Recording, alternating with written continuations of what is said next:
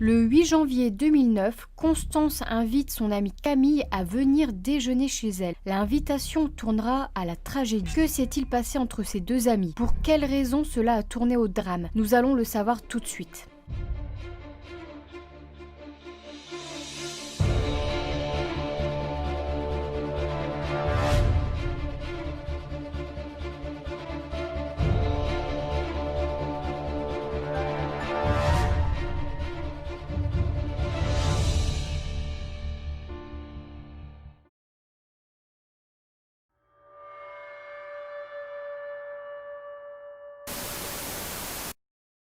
Nous sommes en 2009 à Rouen. Constance et Camille sont deux jeunes filles de 18 ans. Je vais rapidement vous faire le portrait de Constance et de Camille ainsi que leur cadre familial. Constance est une jeune fille d'origine brésilienne qui a été adoptée à l'âge d'1 mois par un bijoutier. Constance serait une jeune fille gentille et assez réservée. Quant à Camille, celle-ci vit avec ses parents et son frère. Et son père est ingénieur. Camille est décrite comme calme, amoureuse de la nature, passionnée de musique et surtout d'équitation. Elle possède sa propre jument du nom de Kyoka. Camille et Constance sont toutes les deux élèves en terminale et étudient au même lycée, le lycée Les Tourelles, un établissement privé catholique où elles devaient passer à la fin de cette année 2009 leur bac commercial. En classe, Camille et Constance sont toujours assises l'une à côté de l'autre. Elles sont très amies, très proches, voire inséparables. D'ailleurs, sur leur blog, nous pouvons lire des messages qu'elles s'échangeaient.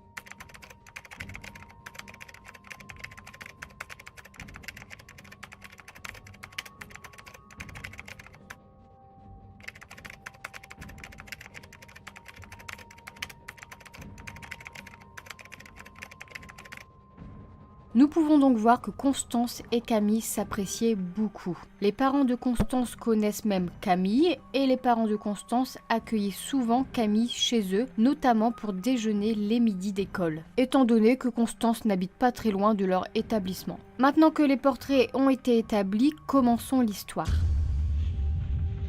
Un jour, Constance sort avec un garçon qui se nomme Benoît. Benoît est aussi un lycéen, mais celui-ci étudie dans un autre établissement de la ville. Quelques mois plus tard, Constance et Benoît rompent. Donc une rupture banale comme plusieurs adolescents connaissent. Sauf ce que Constance ne savait pas, c'est que son amie Camille appréciait beaucoup Benoît. Elle avait un faible pour lui. Camille finira par sortir avec Benoît, l'ex donc de Constance. Au début, Camille n'a pas souhaité en parler à Constance pour ne pas la blesser tout simplement, mais Constance finira tout de même par la prendre. Au premier abord, Constance ne semble pas vouloir sacrifier leur amitié à cause d'un garçon. Nous pourrons même lire sur leur blog.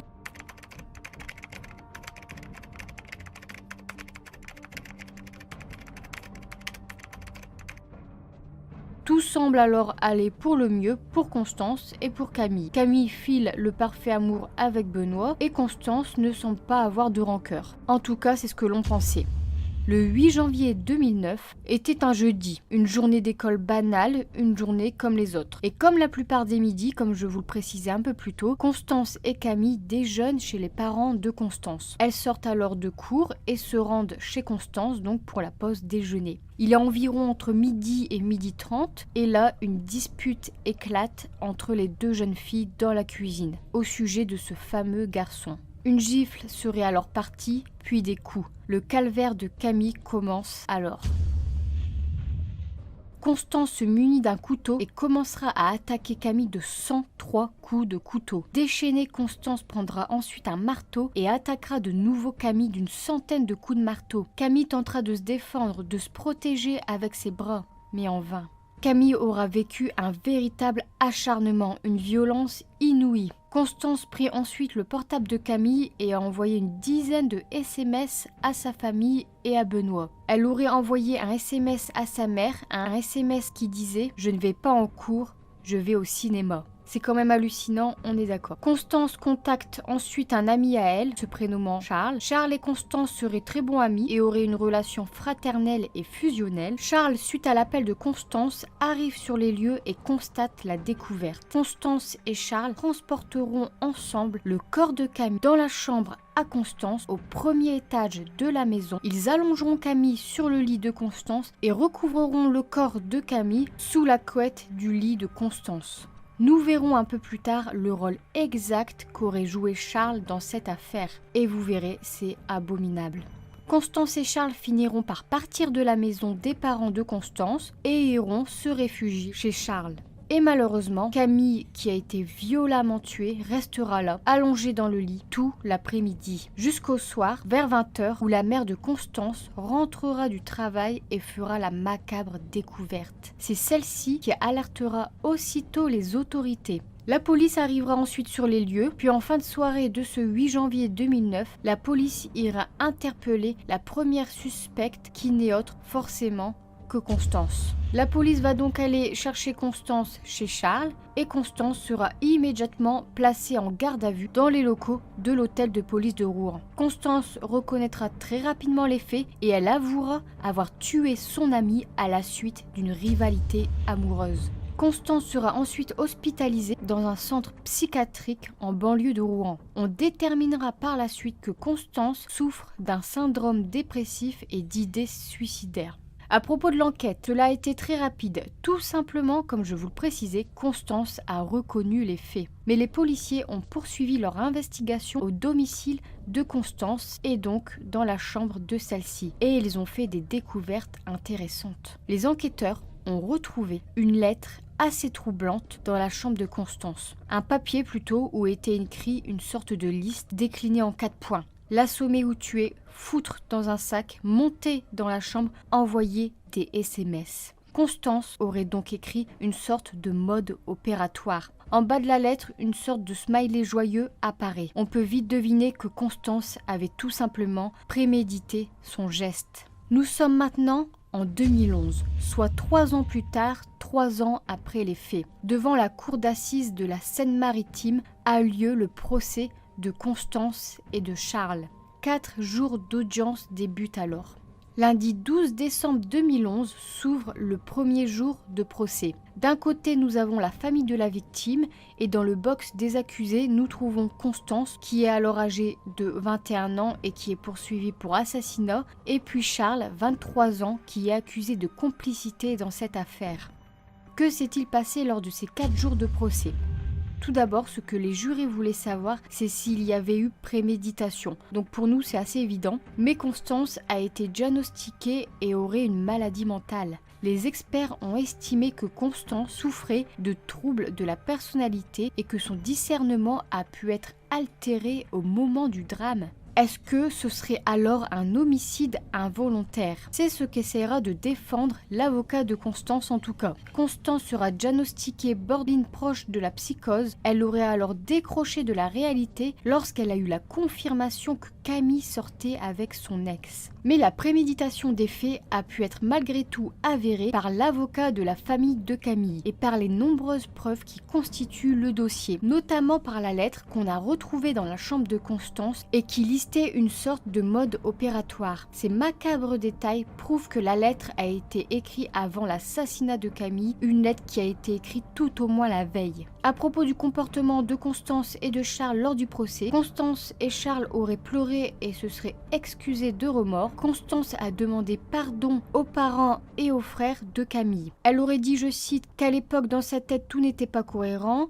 qu'elle perdait pied, je me battais avec moi-même, j'ai toujours trouvé refuge dans la souffrance, mais pourquoi tu es ma meilleure amie? C'est la seule personne qui me comprenait, je lui dois beaucoup. Je n'étais pas moi-même, comment j'aurais pu porter des coups volontairement?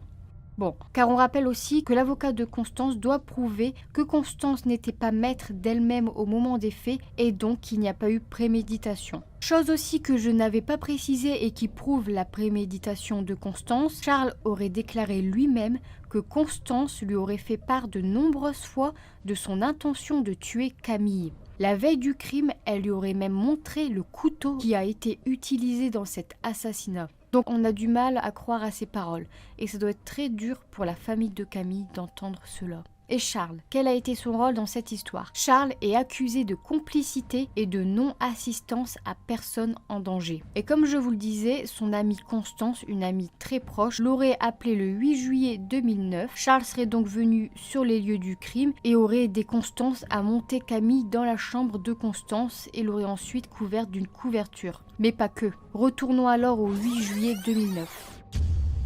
Le jour du crime, Constance a appelé à l'aide son ami Charles. Entre 12h28 et 13h32, Constance et lui ont échangé 8 communications téléphoniques. Lors de ces appels, Charles décrit Constance comme nerveuse. Constance était nerveuse, elle pleurait, elle me demandait de venir très rapidement, aurait-il dit. Charles est arrivé sur les lieux donc vers 13h30. Charles trouve Constance dans la cuisine, très excitée, agitant les bras dans tous les sens, du sang sur le visage et un marteau à la main. De la musique métal résonnait dans toute la maison. Il déclare avoir voulu appeler le SAMU, mais Constance l'aurait attrapé le poignet et lui aurait dit de ne pas le faire. Puis ce sera à ce moment-là que Charles verra Camille giser dans le couloir et il verra les pieds de Camille glisser. Camille n'était pas morte en fait. Camille était vivante quand Charles est arrivé sur les lieux. Charles dit alors prendre machinalement le balai et commencer à nettoyer. Il dit ne pas avoir posé de questions à Constance, qu'il était déconnecté de la réalité. Charles, ensuite, ne supportant pas l'odeur et la vue du sang, dit être sorti fumer une cigarette et le téléphone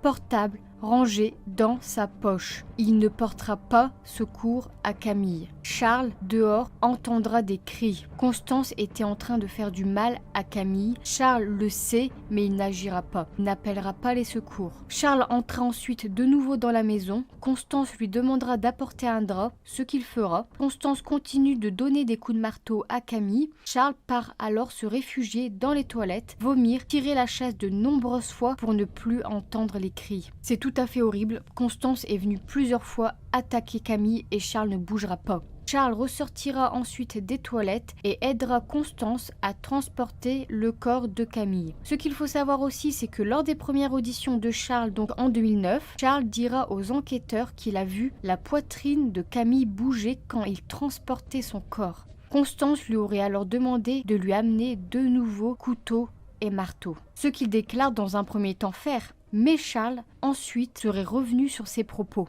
Il dira « Ces déclarations sont fausses, j'étais à bout de force, la vérité c'est que je n'ai pas ramené les armes à Constance ». Constance et Charles cachent ensuite les armes du crime dans la chambre de Constance, déposent le corps de Camille dans cette fameuse chambre et dans le lit. Le rôle de Charles est donc très important dans ce crime. Camille serait-elle encore en vie aujourd'hui si Charles avait agi ?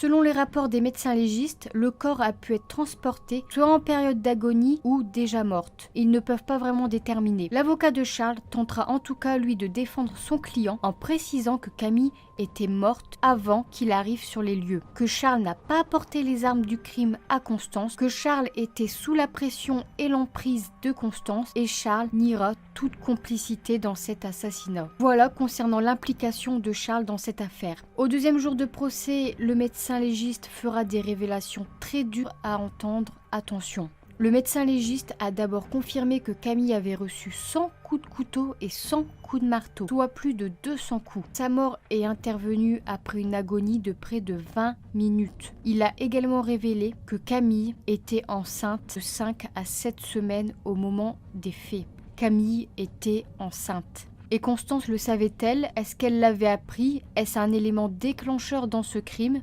Jeudi 15 décembre 2011, dernier jour de procès. Au terme de 6 heures de délibération, le verdict tombe. Constance a été condamnée à 30 ans de réclusion pour l'assassinat de Camille et assorti d'un suivi socio-judiciaire de 8 ans. Charles a été condamné à 10 ans de prison pour complicité. Voilà, c'était l'affaire Camille-Constance, une affaire très triste où Camille a été tuée simplement parce que l'une de ses amies ne supportait pas qu'elle ait une relation avec son ancien petit ami.